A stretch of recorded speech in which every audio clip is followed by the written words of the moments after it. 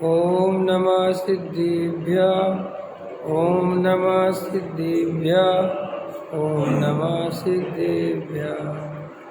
मंगलमय मंगलकरण वीतराग विज्ञान नमो तार जाते वे अरिहंतादिमान करे मंगल करे हुआ ग्रंथ करन के काज जाते मिले समाज सब पावे निज पद राज। इस भव तरु का मूल जानौ मिथ्या भाव ताको कर निर्मूल अब करिए मोक्ष उपाय। संतप्त मानस शांत हो जिनके गुणों के गान में विवर्धम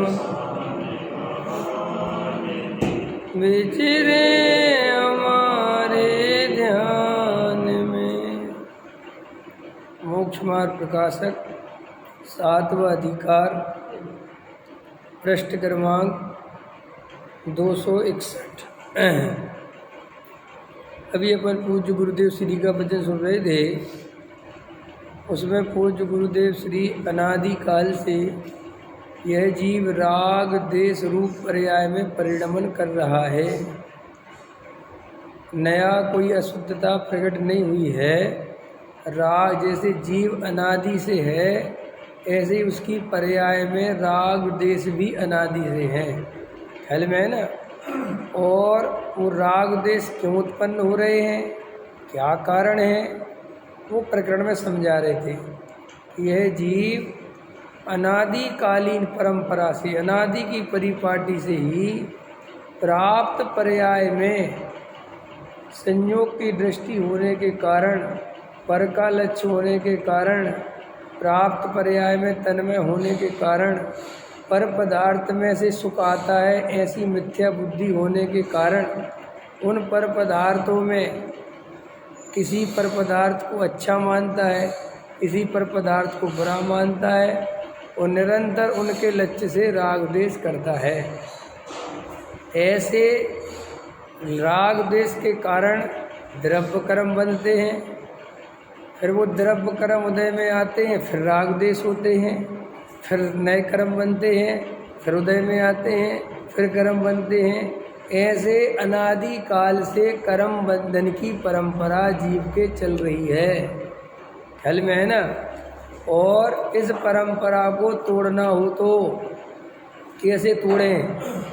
परंपरा समझ में आ गई, परिपाटी समझ में आ गई, राग देश समझ में आ गए, कसाय समझ में आ गई, सब समझ।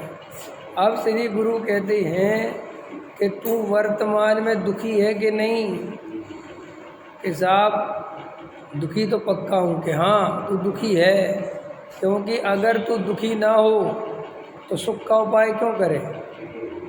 इसलिए ये बात तो पक्की है कि तू दुखी है, क्योंकि निरंतर तो कुछ ना कुछ गुणा भाग लगा रहा है सुखी होने के लिए। तो तेरे हालात, तेरी पर्याय में दुख है, लेकिन तू अनादि काल से ही जो उपाय कर रहा है सुखी होने के, वे उपाय सर्वथा झूठे हैं।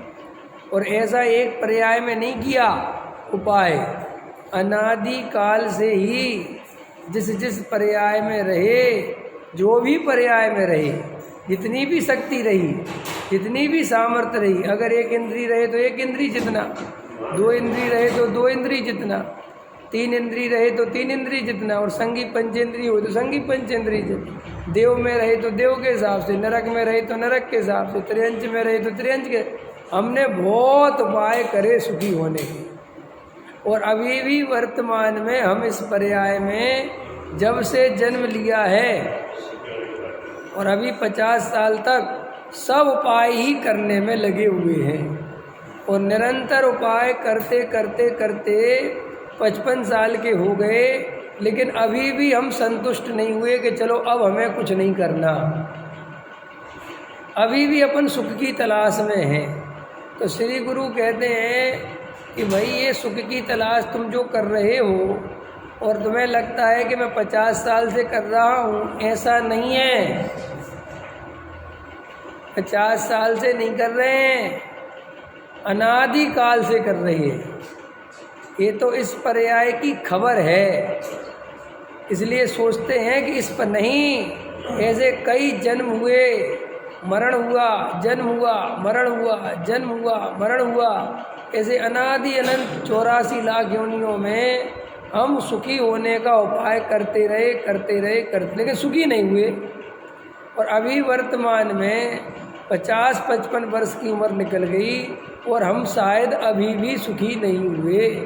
अभी भी हमें सुख का असली स्वरूप पता नहीं, अभी भी हमें वस्तु का स्वरूप असली पता नहीं माने श्रद्धा नहीं।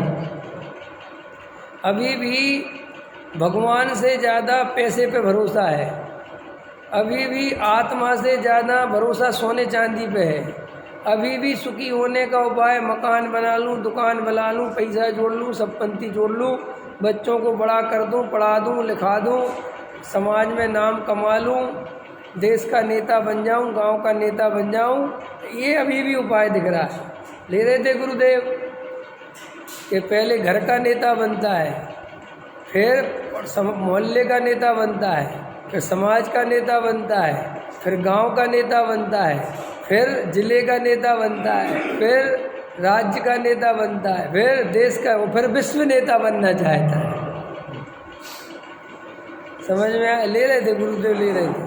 और तो ये भी ले रहे, मूर्ख है, अज्ञानी है, खबर नहीं बेचारे की। समझ में आए कि नहीं आए? अरे वो अज्ञानी कोई और नहीं, हम हैं, कोई दूसरे की बात नहीं है। तो अनादि काल से जो राग देश की भट्टी में जल रहे हैं, तो पूरे घंटे 24 घंटे क्या चलता है बोलो? ऐसा लेते देवगल जी बाबूजी, अज्ञानी मिथ्या दृष्टि माने जिसकी परिणति में गलीच खाना मचा हुआ है। गलीच खाना माने गंदगी, राग देश 24 घंटे, सो जावे तो भी राग देश। समझ में आया कि नहीं? दिन भर ये अच्छा ये बुरा, ये अच्छा ये बुरा, ऐसे हो जाए तो बढ़िया हो जाएगा, ये हो जाए तो ये बढ़िया हो जाएगा, ये बढ़िया हो जाएगा, ये बुरा है, इसको हटा दो, इसको रख लो, ये बहुत अच्छा है, इसको जोड़ लो, इसको फेंक दो। ख्याल में है ना? ये आदमी बुरा है, ये आदमी अच्छा है, सोने के दाम तो गिरे बढ़ ही रहे हैं, क्या करें, और जोड़ लो, ये मकान बना लो भैया, 2 लाख रुपए गज मिल रही, कल 4 लाख रुपए गज हो जाएगी, ले लो। ऐसा पूरे टाइम अंदर परिणति में गलीच खाना मचा हुआ है, कीचड़ मचा रहता है ना, कीचड़ कैसा होता है? पूरे में गंदगी, कचड़े का ढेर। ऐसे अंदर राग देश के ढेर लगाने में लगा रहता है, बैठे बैठे कल्पना करता रहता है। समझ में आया?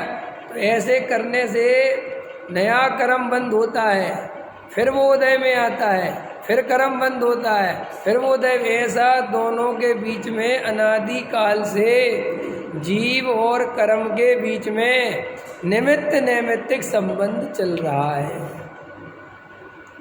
और ये कर्म बंधन की श्रृंखला चली जा रही है। अब श्री गुरु कहते हैं, अब गुरुदेव समझा रहे थे कि अब इससे कैसे निकला जाए, क्या करा जाए। तो भैया अपने ज्ञानानंद स्वभावी चैतन्य भगवान आत्मा, चैतन्य मूर्ति, चैतन्य सूर्य, जो ज्ञान स्वभाव प्रकट है, उसे पहचाने, शरीर आदि संयोगों को परद्रव्य माने और ऐसा स्वीकार करे कि मैं किसी भी कीमत पर शरीर का, संयोग का, मन का, वाणी का, परद्रव्य का कर्ता भोक्ता नहीं हूँ। ख्याल में? ऐसा मानते ही रागादि विकारी भाव अपने आप खत्म हो जाते हैं। रागादि से भिन्न मानना कि नहीं मानना, तुम पहले इतना मानो, जल्दी आगे मत बढ़ो, इतना मानो पहले, इतना होमवर्क करके आओ। इस शरीर को, संयोग को, स्त्री पुत्र, मकान दुकान, मन वाणी, इनको भिन्न मान के आओ। और अगर इनका भिन्नपना दिख जाए, इनमें भिन्नपना हो जाए, ऐसा श्रद्धान हो जाए तो राग से भी भिन्नपना करा देंगे। लेकिन प्रॉब्लम यही हो रही है कि राग आदि से भिन्न भिन्न की चर्चा सुनता है और जड़ पदार्थों से सुख बुद्धि टूटती नहीं। जरा सी प्रतिकूलता आ जाए तो बर्दाश्त होती नहीं। समझ में आया? जरा सी प्रतिकूलता नहीं बर्दाश्त। जरा सा पैसा चला जाए तो पूरी जान लुटा देंगे।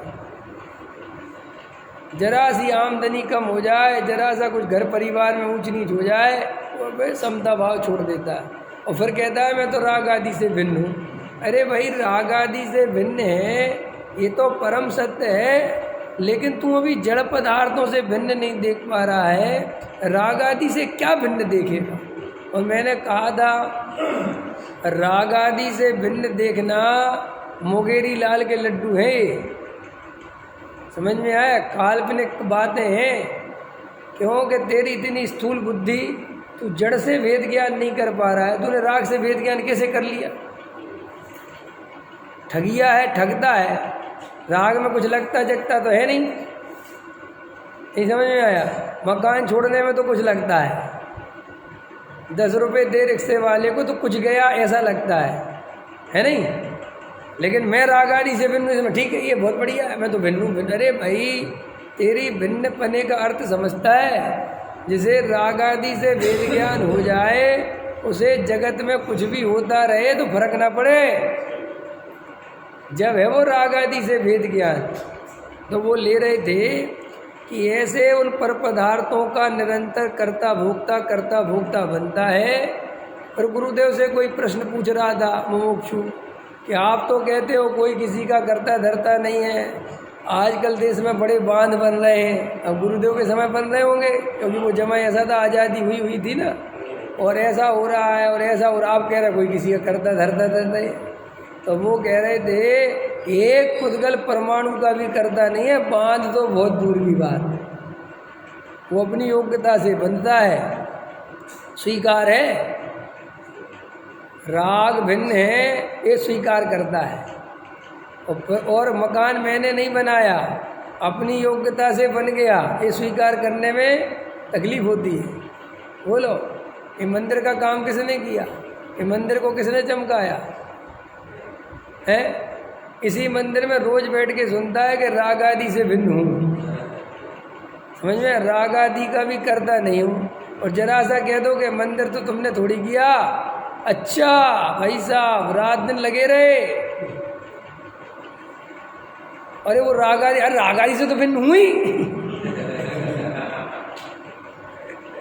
ऐसा बेहोश पड़ा है, कुछ होश वोश है नहीं। जैसे कोई वो भांग पिला दे ना, ऐसे भांग पी ली है। गुरुदेव ले थे ना, काठियावाड़ी में पागल, समझा, गांडा बोलते। अरे कि भाई क्या है, भांग सी पी रखी है, मैं तो राग आदि से भिन्न हूँ। मैं तो, अरे भैया मंदिर तो, अरे मंदिर तो मैंने बनाया है। अभी आप सुन रहे थे राग, हाँ वो है, वो तो समझदार, वो तो बात अलग ही है, लेकिन ये काम तो मैंने किए कि नहीं किए? भाई साहब आपको नहीं पता, इस मंदिर में पहले दिन से काम किया है मैंने। हाँ, अभिप्राय में दुआ करता हूँ कि नहीं साहब, वो अभिप्राय में, हाँ अच्छा उस तरफ से पूछ रहे हैं। अरे नहीं साहब, तो अपन तो एक पुद्गल परमाणु का भी कोई करता धरता नहीं है, मायाचारी नहीं, बेहोश है। अरे मायाचारी करे तो मायाचारी करने के लिए अकल चाहिए, ये तो अकल ही नहीं है, मूर्ख है। मायाचारी करने वाला तो सच्चाई समझता है ना, तब माया, ये तो उसको समझता ही नहीं, ये तो बेहोश है। जैसे वो लाइटें होती ना, पीली नीली हरी जैसी लगा दो वैसा दिखता है, बस। ऐसे अंदर जो है कई तरह के सॉफ्टवेयर फिट कर रखे हैं, जो बात पूछो वही सॉफ्टवेयर निकाल देता है ना। जैसे पूछो तो मंदिर, अरे मंदिर सामने बनाया, अब बात का पूरी ताकत से बोलता है, फिर पूरी ताकत से ही बोलता है कि मैंने नहीं बनाया। और दोनों बातें ही बेहोशी में बोली गई, एक बात भी भाव भाषण पूर्वक नहीं बोली गई। जितनी पकड़ इसमें थी कि मैंने बनाया, उतनी ही पकड़ इसमें भी है कि मैंने नहीं बनाया। बात खत्म। और फिर तीसरी ये है कि ये तो मेरे चारित्र मोह का उदय है, ये भी बेहोश है, कुछ होश नहीं, रियलिटी है, अपने को कुछ होश नहीं। जो होश में है वो तो व्यवहार से भी बोलता है तो उसे पता है कि मैं क्या बोल रहा हूँ, और वो निश्चय से बोलता है तो भी उसे पता है कि मैं क्या बोल रहा हूँ। समझ में आया? उसे दोनों की खबर पड़ती है। बेहोशी में है, कुछ भी बोलता है। हम तो साहब जिंदगी मस्त जीते हैं, अपन ज़्यादा नहीं सोचते। पंडित जी, फिर इतने में एक बैराग वाले पंडित जी आ गए। भाई साहब मुझे तो बैराग रहता है पूरे टाइम। अभी उन पंडित जी से कहा था मस्त रहता हूँ, पहले इस पर मैं बहुत बोलता था, ऐसे चश्मे लगा रखे हैं, जैसा आदमी पड़ जाए वैसी बातें बनाता है। व्यापारी आदमी मिल जाए तो व्यापार की बातें बनाता है, समझ में आया? पंडित मिल जाए तो शास्त्र की बातें बनाता है, महाराज मिल जाए तो त्याग व्रत की बात बताता है। ऐसे चलता रहता है, कुछ होश नहीं। कोई कहते प्रक्षाल में लग जाता है, फिर कोई कहते प्रक्षाल छोड़ दो, क्या रखा है मैं, तो छोड़ देता है। फिर कोई कालांतर में फिर कह दे अरे भैया तू स्वच्छंद हो, तो फिर करने लगता है। कुछ उसको कोई अंदर में होश नहीं है कि मैं ये क्या कर रहा हूँ, क्या नहीं कर रहा हूँ, क्या जरूरी है, क्या जरूरी नहीं है। भय और लालच अज्ञानी जीव को क्या है? दो चीज़ें हैं। क्या? भय। कभी कोई काम भय से करता है और कभी कोई काम लालच से करता है। देख लेना अपने जीवन में क्या करते हैं। दुनिया में व्यापार भी दो ही हैं, भय, लालच। पहले LIC वाले तुम्हें विधवा करते हैं, विधुर करते हैं, फिर तुम्हारी LIC ठोक देते हैं। पहले तुम्हें डर दिखाते हैं कि भाई साहब खुदा ना खास्ता मिसअंडरस्टैंडिंग हो गई। अब भाई साहब आजकल कोई पता थोड़ी है, एक्सीडेंट हो गया, अब एकदम डर गया। पहले उसने डर का माहौल बनाया, समझ में आया? और आप मर गए तो आपके बच्चों का क्या होगा, आपकी पत्नी का क्या होगा? अपने सोच कल्पना होगी तो मर ही गए। उसकी सुन के उसने कहा भाई साहब एक और रास्ता है, जल्दी बताओ, LIC करवा लो। अगर आप मर भी गए तो 1 करोड़ रुपया मिलेगा। अब देखो, तुरंत लालच और भय, तुम तुरंत कह दो कर दे यार। अगर वो भय ना दिखाए तो LIC तो कोई ना करवाए। और जो मेडिकल इंश्योरेंस किसका नहीं है सब करवा के बैठे कि क्यों, कि अच्छी बात है कि क्यों, अरे आप पे पैसा कम है, अब कल के दिन 5 लाख रुपए 10 लाख रुपए लग जाएंगे अस्पताल में, कर लो है। हम तो कह रहे कि बीमार होगा कि नहीं होगा वो बाद में देखेंगे। भय और लालच की कहानी देखो क्या है, समझ में? भय और लालच की क्या कहानी है, अंदर देखो, विचार करो। भय और लालच, सारी दुनिया में भय और लालच। और तीसरा है विज्ञापन। अब आज पंचम काल में इस बात की कीमत नहीं है कि उसमें तत्व है कि नहीं, इसकी कीमत है कि उसका प्रचार कितनी तेजी से किया गया है। इसलिए आजकल के नेता काम पे पैसे खर्च नहीं कर रहे, प्रचार पे पैसे खर्च कर रहे हैं, क्योंकि वे भी समझ गए कि जनता इतनी मूर्ख है, इन मूर्खों को काम से कोई लेना देना नहीं है, इन मूर्खों को प्रचार समझ में आना चाहिए। इसलिए अब आजकल बजट देखो आप, 600 करोड़ विज्ञापन में खर्च, बाप रे बाप, 600 करोड़ रुपया काय में, खाली अखबार में और टीवी में फोटो छपवाने में खर्च कर दिए। नहीं समझ में आया? आपको टीवी में 24 घंटे दिखाया जा रहा है, हॉर्लिक्स पिएगा तो आपका बच्चा हेल्दी रहेगा। अब हॉर्लिक्स में क्या है क्या नहीं है वो तो तुम भूल जाओ, तुम्हारा बाप भी पता नहीं कर सकता। लेकिन वो सुन के तुम 100 रुपये की चीज़ 500 रुपये में खरीद के लेके आओगे। नहीं लेके आते हो तो बताओ, ये विज्ञापन है। नहीं समझ में आया? हर चीज़ का विज्ञापन अपने को बर्बाद करता है, क्योंकि अपन विज्ञापन के भरोसे जीते रहते हैं और ये जीवन चला जाता है। ऐसे ही कभी कभी क्या धर्म का भी विज्ञापन होता है। नहीं समझ में आया? जो जितना हाईलाइट हो जाए, अभी मान के चलो चारों तरफ कर्णानियोग का माहौल बन जाए ना, तो तुम कर्णानियोग पढ़ने लगोगे। अभी चारों तरफ अध्यात्म का माहौल चले ना, तो अध्यात्म पढ़ने लगोगे। अंदर में कोई बैठ के निर्णय नहीं करता कि मेरी लगाम किसी दूसरे ने तो नहीं पकड़ रखी। अभी पूजा पाठ का आ गया ना माहौल, बीच में ढीला वापस आ गया है, ओ वापस प्रक्षाल पूजा पाठ, वो वापस एकदम आदमी लगे हुए, अब स्वाध्याय छोड़ छोड़ के लग गए उसमें। ये सब कहाँ से होता है? भय का और लालच का और विज्ञापन का कॉम्बिनेशन आपको चलाता है। कभी आप भय से चलते हैं, कभी आप लालच से चलते हैं, और कभी किसी चीज़ का इतना प्रचार प्रसार कर दिया जाता है कि आप अपने आप चलते हैं। पकड़ में आ रहा कि नहीं आ रहा, समझ में आ रहा कि नहीं आ रहा, और बस अपन ऐसे ही चलते रहते हैं अपने को। जैसे देखो, कोई भी पंच कल्याणक का जितना प्रचार प्रसार कर दो बड़े लेवल पे, नहीं समझ में आया, तुम्हारा अपने आप ही मन करने लगता है। अब मैं आपसे पूछूं, आपका मन किस लिए किया भाई, बताओ? भगवान का पंच कल्याणक देखने में मुद्दे की बात क्या है कि वहाँ इतनी तरह का डांस रखा, इतनी तरह का म्यूजिक रखा, पंच कल्याणक में ये चीज़ें तुम्हें ललचा रही हैं और तुम अपने को आत्मार्थी कहते हो।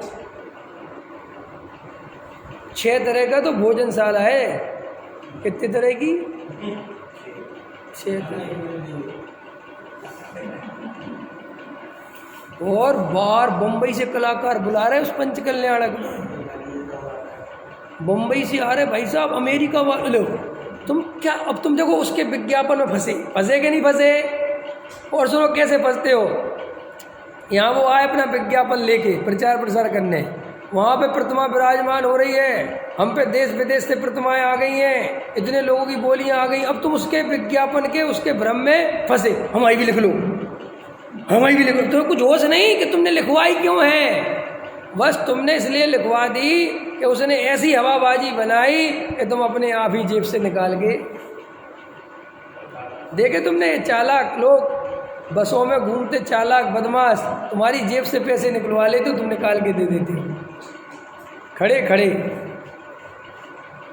तो देखो अपन को गुरुदेव समझा रहे थे कि ये राग द्वेष कैसे उत्पन्न होते हैं। पकड़ में आया कैसे उत्पन्न होते हैं? अभी पृष्ठ क्रमांक 261, कैसे उत्पन्न होते हैं समझ में आया? राग द्वेष कैसे उत्पन्न होते हैं तो अपने हाथ में है।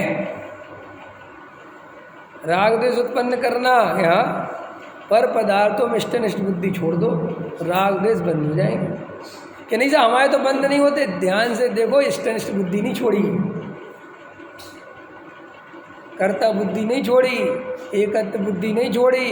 कि साहब हमें तो देख रहे हैं, हम इतना स्वाध्याय सुन रहे, राग द्वेष हो रहे। सुनो, अगर वेद ज्ञान पूर्वक हो रहे होंगे तो तुम्हें अपने आप राग द्वेष भिन्न दिखेंगे, और अगर एकत्व बुद्धि पूर्वक हो रहे होंगे तो तुम यही कहोगे कि बंद तो होते नहीं।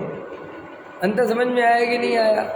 राग द्वेष का कर्ता जीव नहीं है, ये बात उसी को समझ में आएगी जो अकर्ता ज्ञायक भगवान आत्मा की दृष्टि करेगा। और अकर्ता ज्ञायक भगवान आत्मा की दृष्टि वो ही करेगा जिसे संसार में कहीं पर भी सुख दिखाई नहीं देगा।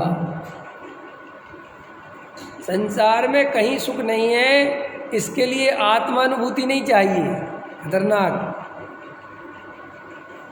संसार में सुख नहीं है, इसके लिए आत्मानुभूति नहीं चाहिए, इसके लिए बुद्धि चाहिए। ये बुद्धि से समझ में आ जाता है कि संसार में कोई सुख, और इसके आधार पे कि जब ये निर्णय हुआ कि सुख नहीं है, तुम आत्मा की तरफ बढ़ोगे तो आत्मानुभूति होगी। पकड़ में आया नहीं आया? ये कैसे समझ में आए? देखो ना संसार का स्वरूप कैसा है। संसार, तुम जन्म से लेके 55 साल के हो गए, तुमने सारे उपाय करे, सुखी हुए, सुख मिला, इसके लिए आत्मा की जरूरत कहाँ? ये तो बिल्कुल आपको तर्क से, युक्ति से जरा सी बुद्धि लगाओ तो समझ में आती, सुख तो वास्तव में नहीं मिला। चलो, कोई किसी का बच्चा किसी को सुख दे पा रहा है, शरीर दुखों से भरा पड़ा हुआ है, क्या भरोसा कब कैसे जीवन में क्या। सही बात है, बिल्कुल ठीक। तो श्री गुरु कहते ये संसार का स्वरूप है कि हमें पक्का भरोसा हो गया कि संसार में कहीं को। तो अब सुन, तेरे अंदर एक ज्ञानानंद स्वभावी जीव तत्व है, समझ में आया? अगर तू उसका आश्रय लेगा, उसकी अनुभूति में जाएगा, उसकी दृष्टि करेगा, तो गारंटी से तेरे दुख मिट जाएगा। क्योंकि वह आत्मा अनादि अनंत नित्य एक अखंड वस्तु है, उसका कभी नाश नहीं होता। और वो ही मैं हूँ, मैं मरने वाला तत्व नहीं हूँ, मेरा कुछ बिगड़ने वाला है नहीं। देखो भाई, संयोगों के बारे में भी तुम्हें चिंता सताती है, तो संयोगों का भी 1 मिनट में निर्णय कर लेते हैं। हमें लगता है अगर हमारी पत्नी मर गई तो हमें क्या हो, हमें लगता है हमारा बेटा मर गया, कुछ हो गया तो हमें क्या होगा, कुछ नहीं होगा। ये सिर्फ तुम्हें लगता ही है।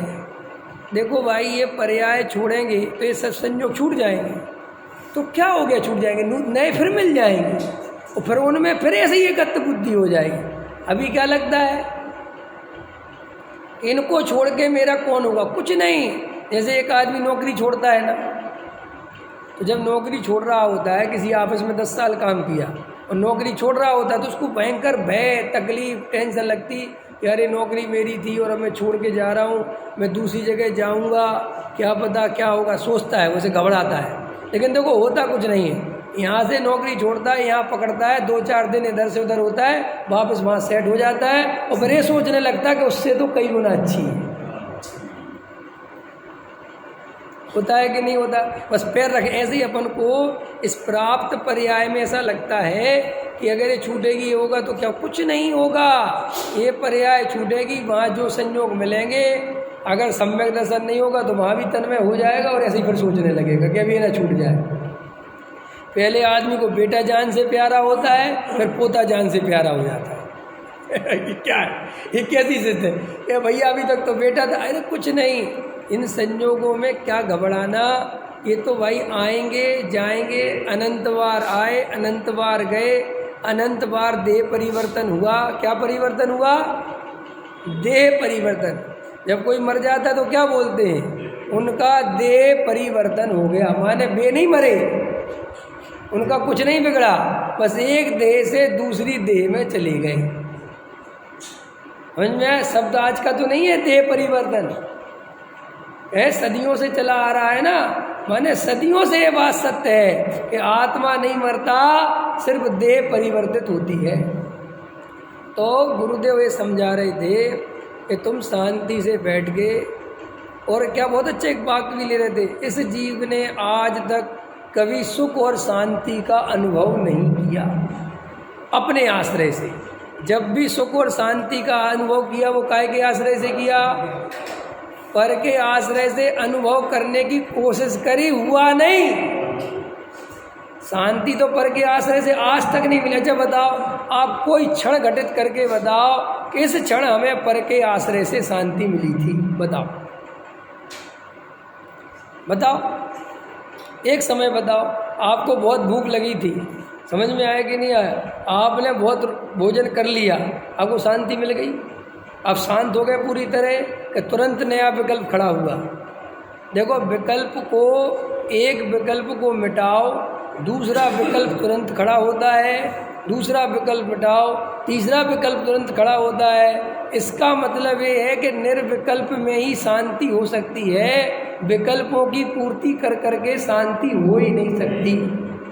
ये निर्णय करो, इसमें कोई दिक्कत नहीं है। बैठोगे शांति से तो निर्णय होंगे, और ये निर्णय होंगे तो अपने आप ही आत्मा की दृष्टि होती चली जाएगी। आत्मा की दृष्टि कहाँ नहीं हो पा रही है? हमारी दृष्टि इतनी जगह उलझी हुई। आत्मा तो प्रकट है, यह भगवान आत्मा आबाल गोपाल सभी के अनुभव में आ रहा है। अमृतचंद आचार्य देव ने ये बात कही 18वीं 19 गाथा में, यह भगवान आत्मा आबाल गोपाल सभी, सदा सर्वदा, ऐसा नहीं लिखा कि कभी कभी, सदा सर्वदा सब जीवों के, ये भी नहीं लिखा कि मनुष्यों के, सब जीवों के सदा काल अनुभव में आ रहा है। यह भगवान आत्मा सदा प्रकट है। तो प्रकट है तो फिर क्या दिक्कत है? फिर हम सम्यक दृष्टि क्यों नहीं है? उन्होंने कहा कि तू पर में इतना उलझा पड़ा हुआ है, इतनी तेरी एकत्व बुद्धि पड़ी हुई है, तो प्रकट होने पर भी तेरे को वहाँ नज़र डालने की फुर्सत ही नहीं है। इतनी सी बात। वो तो है कि नहीं? देखो, आत्मानुभव, भेद विज्ञान, ये मैं अभी जो बता रहा हूँ बिल्कुल आपको अनुभव से बता रहा हूँ। अगर आपका तत्व निर्णय पक्का होगा, आपका भेद ज्ञान मजबूत होगा, तो गारंटी से आपको आत्मानुभूति होगी। और आपको आत्मानुभूति नहीं हो रही है तो आप भेद ज्ञान में कच्चे हो, कहीं ना कहीं गलती कर रहे हो। अब वो गलती क्या कर रहे हैं वो मैं नहीं बता सकता, लेकिन कहीं ना कहीं अटकाव पड़ा हुआ है, पूरी तरह निर्णय नहीं बन पा रहा है। क्योंकि मैंने अनुभव देखा है कि जिस दिन मजबूत निर्णय होता है उसी दिन झलक मिलती है आत्मा की और कोई बाधा नहीं आती। लेकिन निर्णय कमज़ोर पड़ते ही करना तो पड़ेगा ही। क्या विकल्प आता है? करना तो पड़ेगा ही। अभी तो गृहस्थ हैं, अभी कहाँ आत्मा मिलेगी, अभी तो बहुत राग द्वेष हैं, अभी तो कसाय है, अभी तो मेरे ऊपर बहुत बोझा है। बस ये सारे इनमें से कोई भी विकल्प आप ले लेना उदाहरण के लिए, पर ये आपको एक विकल्प नपुंसक बना देता है। मजबूत निर्णय में माने बाहर में कितना ही निमित्त नैमित्तिक संबंध दिखे, कितना ही व्यवहार नय का कथन आवे, कितने ही अशुद्ध पर्याय नज़र में आवे, तो भी ये निर्णय रहे कि ये मैं नहीं हूँ और मैं करता भोगता नहीं हूँ। चाहे बिल्कुल लगे कि मैं ही कर रहा हूँ, बिल्कुल लगे कि मैं, तो भी अंदर श्रद्धा में मैं कर ही नहीं रहा, ये मेरा पागलपन हो सकता है, ये कोई मुझे भ्रम हो सकता है। तो ऐसा है नहीं कि नहीं क्रिया में ही कर, मैं नहीं कर रहा। अंदर इतनी मजबूत स्थिति होनी चाहिए। व्यवहार से कथन आवे आत्मा शुद्ध है, आत्मा में, अरे होगा मेरे में नहीं है, ऐसी वो अंदर आवाज आवे, वो कॉन्फिडेंस आवे, वो आत्मविश्वास आवे। कोई वक्ता व्यवहार का कथन कर रहा हो तो तुम्हें दिखना चाहिए, कोई कह रहा हो दयादान पूजा भक्ति करना चाहिए, जरूरी है, भूमिका के अनुसार भैया ऐसे मत करो सोचें, तो भी तुम्हें लगना चाहिए कुछ नहीं, ये कथन मेरे लिए नहीं है। उपदेश सबके लिए एक जैसा नहीं है। तुम्हें उपदेश सुनना नहीं आता, तुम अपनी वस्तु पे कायम नहीं रहते। तुम 8 दिन सुनते हो आत्मा की बात और 9वें दिन आ जाता है कोई व्यवहार वाला, समझ में आया? तुम 1 मिनट में डगमग हो जाते हो। वो डगमग क्यों हो जाते? तुम्हें भरोसा ही नहीं है, कोई निर्णय ही नहीं। उनने जरा सा कह दिया अरे क्रिया करनी पड़ेगी, अपने आप हो जाएगी, ऐसा थोड़ा ही है। ठीक है, निश्चय से करता नहीं है, लेकिन ऐसा नहीं है कि सर्वथा करता नहीं है। करो, गए तुम्हें वहाँ, सही कह रहे, ऐसे तो हम स्वच्छंदी हो जाएंगे, हम तो ऐसे हो भाई, ये डुलमुल निर्णय है सब है। भूमि की शुद्धि करनी पड़ेगी, पात्रता बनानी पड़ेगी। भूमि गीली नहीं होगी तो बीज कैसे ढलेगा? गीली करता रहे भाई, जिंदगी भर करता रहे, तेरा बोलना नहीं चाहिए। चलो, समझ में आया कि नहीं आया? ये सब ये आपको कमजोर निर्णय। इसलिए तो मैं कहता हूँ सबकी सुनना बंद करो। सबकी सुनते रहोगे तो किसी के काम के नहीं रहोगे। धोबी का कुत्ता बना के छोड़ेंगे तुम्हें, ना घर के ना घाट के। हम तो सब पंडितों को सुन लेते, सुनते रहो सब पंडितों को, खिचड़ी पकाते रहो बैठ के। अरे वे भी तो बहुत बढ़िया बताते हैं, वे भी तो अरे कितने का बढ़िया चाहिए भाई? विवेक जी बहुत बढ़िया बताते हैं, हम तो उनको, लेकिन साथ में वो ही बहुत बढ़िया बता। वो ऐसे लालच करता है जैसे खीर बटोरे पक रहे हो, इनका भी सुन लो, इनका भी सुन लो, इनका भी सुन लो, इनका भी सुन लो, है जैसे साड़ियाँ लेने जाती ना महिला है, ये दिखाना, और बेचारा ये निकाल नहीं पाता, ये दिखाना है। ये साड़ी की दुकान वाला तो नहीं कोई बैठा है। महिलाएं से जो बरतते हैं, अपन तो जाते हैं तो देखते हैं, अपन कहेंगे रुको तो शांति से, तो देख लो, अरे ये तो देख लो, वो निकाल लो, और ऐसे इतनी खटाखट निकलवाती हैं, सच में अपनी तो आत्मा दुखती है इस बात को सोच के, ये बेचारे को क्या उस आदमी के बारे में सोच ही नहीं रही है। ये निकालो, अच्छा एक काम को भैया वो निकालना, वो बेचारा ऊपर से निकाला, अच्छा रख दो, वो दूसरी निकालना, इसको देखा ही नहीं अभी ढंग से ये भैया। और जैसे अपन ने कह दिया कि जब ये पसंद आ गई, ये बढ़िया लग रही, तो अब और क्यों, क्या पता और अच्छी हो, क्या पता और अच्छी हो, ये अच्छे की लिमिट ही नहीं है। और जब वो कह देगा बहन जी अब कुछ नहीं है, अच्छा खत्म, हाँ तो ठीक है अब देखते हैं, ऐसे करते कि नहीं, ऐसे ही चलो वहाँ तो कुछ नहीं, वो तो जड़ पदार्थ है, उनमें तो कोई बड़ा फर्क नहीं पड़ता, लेकिन समय तो बर्बाद होता ही है, बहुत कीमती है। लेकिन यहाँ पे ये जीव प्रवचनों में भी यही कर रहा है। विवेक जी को तो बहुत सुन लिया, अब थोड़ा उनका सुनो। मैं तो भाई साहब रोज़ टेस्ट बदलता हूँ, जैसे खाने पीने का सामान का टेस्ट बदलता है ना, कभी अरहर की दाल, कभी मूंग की दाल, जैसे ऐसा भी होता है ना, कभी कभी देखा होगा तुमने, पत्नी पूछे कि क्या बनाना, तुमने बोला कि एक काम करो दाल बना लो, तो वो तुरंत अगला प्रश्न पूछे कौन सी दाल बना लो, तो तुम कहोगे अरहर की दाल बना लो, वो तो कल ही बनी थी, तो देखो अच्छा कल ही बनी थी क्या, तो रहने दो। अब जी ये क्या उत्तर हुआ, कल ही बनी थी, तुझे याद भी नहीं रही अब क्या फर्क पड़ता है कि कल बनी थी, लेकिन अच्छा कल तो नहीं। ऐसे ही अपन बिल्कुल इसी मानसिकता से प्रवचन में जीते हैं। अच्छा कल वाला प्रवचन, हाँ अब कल वाला कुछ याद है, क्या याद है कल वाला, बताना। कि हमें तो याद तो कुछ नहीं, तो फिर क्या कल वाला और क्या परसों वाला, फिर कहीं से भी लगा ले, नहीं समझ में आया। लेकिन ऐसे ही मानसिकता से जीते हैं। प्रवचन भी नए नए चाहिए, नई नई बातें चाहिए, नए नए शास्त्र चाहिए, नए नए क्रियाकांड चाहिए, नए नए, और वे वक्ता भी लगे हुए नया नया देने के चक्कर में। सब फलाने विद्वान को सुनो, आप गजब का बताते हैं, गजब का, इसका मतलब अभी तक तुमने आज तक गजब का सुना नहीं था। निर्णय हो गया कि नहीं है? वे तो और ही गजब का बताते, इसका मतलब इस साड़ी जैसा है, और गजब और गजब और गजब। कुछ नहीं भाई, बैठ के निर्णय कर, तू आत्मा है, शरीर नहीं है, ज्ञान स्वभाव प्रकट है, तू राग आदि का कर्ता भोक्ता नहीं, शरीर का कर्ता भोक्ता नहीं, जड़ पदार्थ भिन्न हैं, वे अपने कार्य स्वयं करते हैं, एक तरफ दूसरे तरफ में इंटरफियर नहीं करता, पर्याय अपनी योग्यता से होती हैं, तू परम अकर्ता ज्ञायक तत्व है। ऐसा बैठ के एकांत में निर्णय कर। और कुछ नहीं है धर्म, और कुछ है ही नहीं, सब बेकार की बात है। ये तो सब उलझाने में और उलझने में मज़ा आता है, बात इतनी सी है, नहीं समझ में आया। अखबार में साफ सुथरा लिखा है, पढ़ो 5 मिनट में अलग रख दो। अब भाई जी पेन उठा के वर्ग पहेली भर रहे हैं। वर्ग पहेली समझते कि नहीं, पहले आती थी वर्ग पहेली, नहीं जानते बच्चन जी, अरे यार बच्चन जी तो कुछ ज़्यादा ही सीधे आदमी। वर्ग पहेली पहले भरते नहीं रहते थे लोग, है मैंने आज तक नहीं भरी जीवन में। अब पेपर में आती थी ना, अरे हमारे यहाँ तो एक आदमी थे, हम गांव में रहते थे, वे अखबार ही खाली वर्ग पहेली के लिए लेके आते थे, वे कुछ पढ़ते ही नहीं थे, तो वर्ग पहेली में लग जाते थे।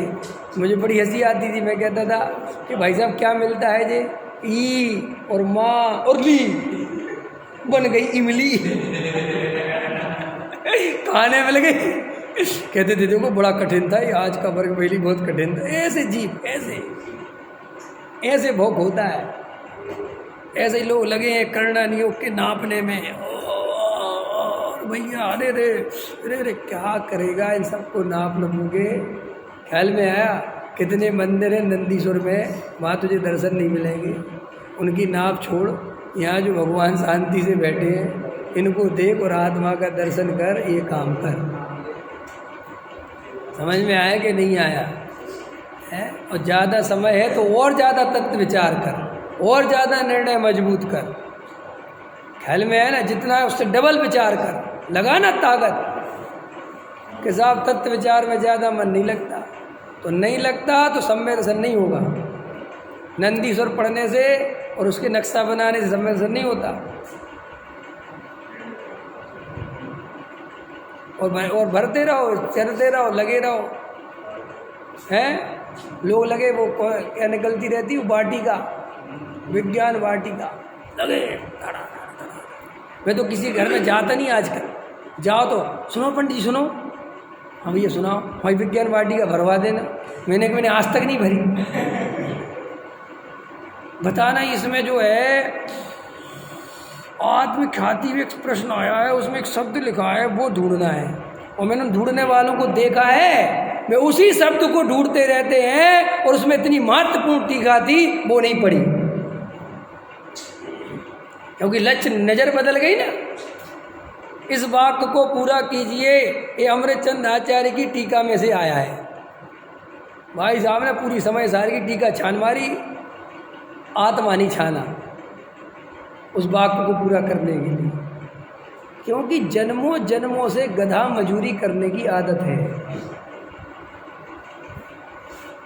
थोड़ा खड़ा है, शांति से बैठ के तत्व विचार नहीं कर सकता, मजूरी करनी है। मंदिर में आएगा तो मजूरी करेगा, समझे, स्वाध्याय करेगा तो वहाँ मजूरी करेगा, पेन कॉपी लेके लिखो लिखो बनाओ नोट्स। क्या है कि नोट्स बना रहा है, मुझे तो समझ में नहीं आता। मैं आपके लिए बोल रहा हूँ, ये मतलब जो निचली भूमिका में खड़े हैं उनके लिए मेरा प्रवचन है ही नहीं ना। कोई बेचारा सोचे अरे जो नए बच्चे हैं वे पढ़ें लिखें समझें, मेरा उनके लिए नहीं है। मेरा हाई क्लास का प्रवचन है ये, उसके लिए जो मरने वाले हैं समझ में आया ना मैं लास्ट स्टेज वालों के लिए हूँ, मतलब मेरे प्रवचनों का सार ये बिल्कुल ध्यान रख लेना। मैं उसके लिए निषेध कर रहा हूँ वाटिका के लिए, 70 साल की बूढ़ी अम्मा है, समझ में आया। 60 साल में उसका कह रहा हूँ तू छोड़े चक्करबाजी। जो नई बहुएँ हैं, नई युवा पीढ़ी है, उनके लिए तो मैं उनका हूँ ही नहीं, सही बताऊँ। मेरा लेवल ही जो 50 साल के ऊपर है बाबा, तो उसके लिए ही बोल रहा हूँ। अभी जिनको 6 द्रव्य 7 तत्व 8 कर्म 9 पदार्थ 10 धर्म 1 द्रव्य दूसरे ये पता नहीं, उनके लिए मेरा प्रवचन नहीं है। मेरे प्रवचन में कभी तुम 6 द्रव्य की परिभाषा नहीं सुन पाओगे, आएगी भी नहीं। ऐसा नहीं कि मुझे नहीं आती, लेकिन वो मैंने पढ़ ली पढ़ा ली समझ ली समझा ली, अब आगे चलना है, अब वहाँ अटक के नहीं रहना है। अब तो मैं तुम्हें मुद्दे की बात समझा रहा हूँ कि आत्मानुभव क्यों नहीं हो रहा है, मुझे और कोई लेना देना नहीं है। तो ठीक है, ये अपन चर्चा कर रहे। एक आप थोड़ा सा, अगर कोई अब कल पूछ रहा था कोई थोड़ा सा मैं सब प्रयोग, एक प्रयोग आप ऐसा भी कर सकते, उसमें आपको हो सकता है लाभ हो जाए। कभी कभी मैं करता हूँ, मुझे बहुत लाभ होता है, इसलिए बता देता हूँ। आप जरूरी नहीं है कि आप बैठ के ही ध्यान करो, ध्यान करो माने तत्व विचार करो। आप लेट के भी कर सकते हैं, और लेट के प्रयोग भी कर सकते हैं।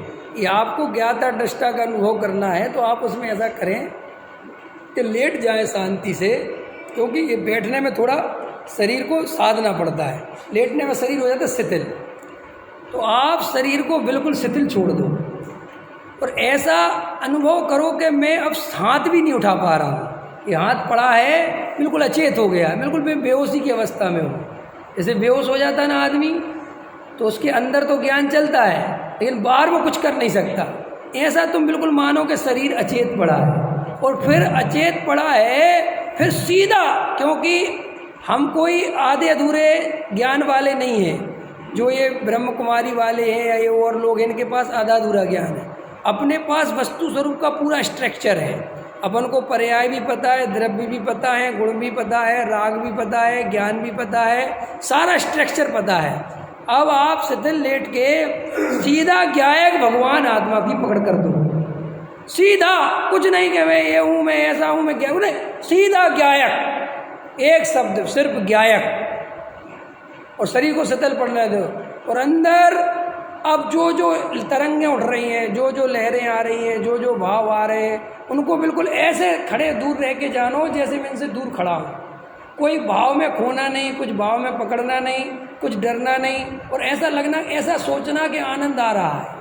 बिल्कुल मत सोचना कुछ भी कि क्या हो रहा क्या नहीं हो रहा, ये कि सम्यक दर्शन है, ये आत्मा है, नहीं है, कुछ नहीं। सिर्फ एक अखंड ज्ञायक को पकड़ के बैठ जाना माने लेटे पड़े रहना, और बिल्कुल ऐसा खो सोचना कि मैं निकल ही नहीं पा रहा, आत्मा से बाहर आ ही नहीं पा रहा। मैं कोशिश भी करके देखना कि आ ही नहीं पा रहा, मैं आंखें खोलना चाह रहा हूँ, खुल ही नहीं रही। ऐसी आप प्रयोग करके देखना, कदाचित किसी को ये प्रयोग सूट कर जाए। सबको एक ही प्रयोग सूट नहीं करते। कल एक इम्पोर्टेंट प्रश्न आया मेरे पास, मैंने कहा, उनको तो बताया लेकिन बाद में लगा कि ये सबके बताने लायक। कल एक प्रश्न आया कि पंडित जी कभी तो आप कहते हो कि तत्व विचार ऐसे करो, कभी कोई और ट्रिक बताते हो, कभी आप कहते हो शास्त्र लेके बैठो, अवलंबन लेके बैठो, कभी कहते बिना अवलंबन के बैठो। समझ में आया कि नहीं आया? कभी कहते स्वाध्याय करो, कभी कहते छोड़ दो। हम बड़े कन्फ्यूज हैं। एक ऐसा प्रश्न आया तो मैंने को लगा कि यार ये प्रश्न और लोगों का भी हो सकता है, तो मैं उसका समाधान ये किया उनको कि आप कभी ये मत सोचो कि मैंने आज ये कहा, कल ये कहा, परसों ये कहा। सिर्फ ये सोचो कि मेरे को इसमें से कौन सा वक्तव्य सूट कर रहा है। आज हो सकता है कि विवेक जी ने वज्रसेन जी की मुख्यता से कथन किया हो, उनकी परेशानी की तरफ से किया हो, तो भाई दिनेश जी को कोई लेना देना नहीं होना चाहिए। अब लेकिन बैठे तो हो, अब उस पूरे प्रवचन में तुम्हारे कोई मतलब की बात आए तो पकड़ लो, नहीं आए तो समझो कि आज हमारे लिए नहीं हुआ, किसी और के लिए हुआ है। मेरा काम है सबकी समस्याएं निपटाना, और सबकी समस्याएं एक होते हुए भी तरीके अलग अलग हैं। किसी को बैठ के ध्यान में मन लगता है, किसी को भैया डाइट मन नहीं लगता है, किसी को स्वाध्याय अवलंबन लेके मन लगता है, किसी को प्रथमान योग के माध्यम से ज़्यादा अच्छा उपयोग लग जाता है। तो भाई मैं कोई तुम्हें गारंटी नहीं दे सकता कि यही सही है, माने वो सही तो है लेकिन तुम्हारे लिए सही है वो जरूरी नहीं है। अगर तुम्हें नंदीश्वर के नक्शा नाप के सम्मेलन होता तो नाप लो, मुझे नहीं हुआ तो मैं अपनी तरफ से बोलता हूँ। आप समझ में अंत में आप वक्ता के उस समझो बस वक्ता को। हाँ, अब तुम्हारी वक्ता से मैचिंग मिलती है, तुम्हें भी लगता है कि मेरे को भी कुछ नहीं होता, तुम बिल्कुल आ जाओ इसी लाइन में, डरने की कोई जरूरत नहीं। अरे सीधा खड़े थे यार, नहीं समझ में आया? तुम्हें किसके साथ नाचना चाहिए? नहीं, नाचने के अर्थ बोल रहा हूँ, किसके साथ नाचना? जिसके जैसे तुम नाच सको। नाच होता है ना, नाच तो नचाने वाला होशियार होता है, ठीक है। डांस होता है ना, डांस तो एक आध ऐसा लड़का होता है कि वो घर की सारी महिलाओं को, भाभियों को, चाचाओं को, ताऊ को, सबको नचा देता है। कि वो नचा कैसे देता है कि वो जैसे चाचा नाचते हैं वो वैसा नाचने लगता है, जैसी भाभी नाचती है वो वैसा नाचने लगता है, जैसे ताऊ नाचते वो वैसा नाचने लगता है, वो सबके जैसे स्टेप कर लेता है। समझ में आए? तो वो उसका वो समझ लो डांसर हो गया उदाहरण के लिए। उनको जैसा जैसा समझ, सामने वाला अगर पुरानी स्टाइल में नाचा तो पुरानी, ऐसे ही अपन को क्या है, कोई आप डिसाइड मत करो किसी चीज़ का, ऐसे करेंगे ऐसे करेंगे। आप सिर्फ ये निर्णय करो कि मेरी ट्यून किसके साथ बैठ रही है। अगर आपको मेरे साथ चल के मज़ा आता है, आपको मेरे प्रवचन में आनंद बढ़ता है, निर्णय बढ़ता है, आपको अच्छा लगता है, बात खत्म हो गई, विवेक जी के साथ चलेंगे। और आपको विवेक जी के साथ आनंद नहीं बढ़ता, घटता है और विकल्प सताते हैं और पता नहीं क्या, जो भी आप, मैं उस पर निर्णय नहीं देना चाहता, आप छोड़ दो विवेक जी को, कोई काम के नहीं है। समझ में आया? ये आपको ही सोचना, लेकिन आप किसी के भय में, किसी के लालच में, ये सारी दुनिया करना योग पढ़ रही, हम भी पढ़ेंगे जी, बिल्कुल मूर्खतापूर्ण बात है। सब लोग क्रिया पाल रहे, अपन भी पाल रहे, कोई बात ही नहीं है। सब लोग प्रक्षाल में आते, हमें भी आना चाहिए ना। तुम अपनी ट्यून देखो, अगर तुम्हारा प्रक्षाल से ज़्यादा आनंद तुम्हें एकांत में बैठ के स्वाध्याय करने में, तत्व निर्णय करने में आता तो उसमें लगो। ऐसा पर प्रक्षाल कौन करेगा? चिंता मत करो, उस राग वाले भी जीव होंगे ना, किसी को उसमें भी तो मज़ा आता है, तुम उसकी चिंता क्यों करते हो? तुम सिर्फ अपने मज़े को देखो, दुनिया क्या कर रही है ये व्यर्थ की बात छोड़ो, तुम्हें आनंद आना चाहिए। अब अपन क्या कर रहे हैं, अपन को भय और लालच और भार दे दिया, सब अनियोग पढ़ना चाहिए, सब जरूरी है, एक भी नहीं छोड़, कोई बात हुई एक भी नहीं छोड़ना चाहिए। अनियोग मेरे लिए बने कि मैं अनियोगों के लिए बनाऊं? बोलो जल्दी। अरे मेरे लिए बने, मैं जो पढ़ूंगा करूंगा, मेरा जिसमें रस आएगा पढ़ूंगा, जिसमें नहीं आएगा नहीं आऊँगा। होगी रानी रेवती की रानी, मुझे नहीं पसंद आती, मैं नहीं पढ़ता, नहीं लिखी क्यों, इसका मतलब क्या है? लेकिन ऐसे डर दिखा दिए, क्रिया तो करनी चाहिए जी, क्या करनी चाहिए? अरे भाई रस आएगा, आनंद आएगा तो करेंगे, नहीं आता क्या करें, हम पे नहीं होता तो नहीं करते। लेकिन अपन हर काम, खाली धर्म का काम नहीं। स्कूल कौन सा अच्छा, बोलो स्कूल कौन सा अच्छा? आज की परिभाषा में स्कूल कौन सा अच्छा, बताओ अरविंद जी।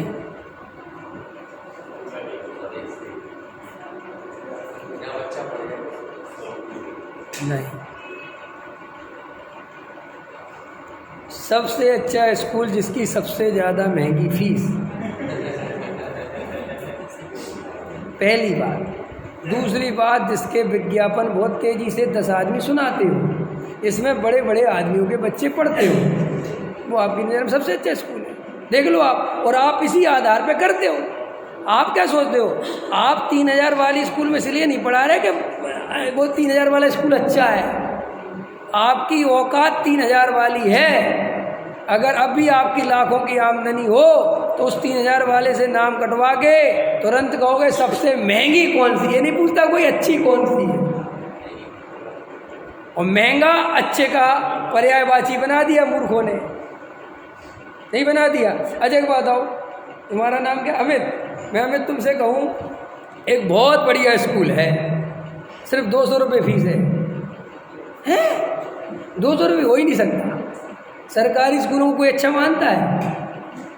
आज तक जाके देखा सरकारी में? बस तुम्हें एक कल्पना करा दी गई विज्ञापन के द्वारा कि वे बुरे होते बुरे होते बुरे होते बुरे होते, और वो विज्ञापन तुम्हारे अंदर ऐसा घुस गया कि बड़े लोग, मिडिल क्लास के लोग सरकारी स्कूल में जाके देखते ही नहीं। और सुनो, सर्वे ये कहता है जितने भी सरकारी नौकरियों में बड़े बड़े पदों पे गए वे सब सरकारी स्कूल के पढ़े हुए बच्चे गए।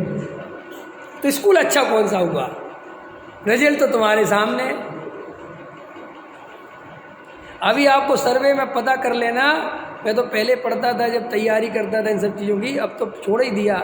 सर्वे में बिहार के लड़के सबसे ज़्यादा IAS ऑफिसर बनते हैं, जबकि सबसे गरीब, खाने को रोटी नहीं, बाप मजदूरी करता है और गांव के स्कूलों में पढ़ते हैं और वे ऑफिसर बनते। कमाल है। तो स्कूल अच्छे कौन से? और ये अंग्रेजी मीडियम, ये लाखों रुपए तुमसे पागलपन के ले लेते हैं, इनके बच्चे कुछ काम के नहीं होते। मैंने तो बाद में भी इनकी हालत देखी। ना तो इनमें बुद्धि आती है और ना इनमें जिम्मेदारी आती है, ना कुछ आता है। इसलिए आज के माँ बाप, बड़े बड़े लोगों के बच्चे परेशान हैं कि क्या करें क्या करें, कहाँ भेजें, क्या करें, कुछ नहीं। क्योंकि हम विज्ञापन के शिकार हैं। काहे के शिकार हो गए? विज्ञापन। देखो, आपको बैठ के अपनी ज़िंदगी खुद निर्णय करना है, कोई दूसरा नहीं कराएगा। आप ना भय में आओ ना लालच में आओ। 3 शब्द बोले मैंने आज, भय, लालच और विज्ञापन।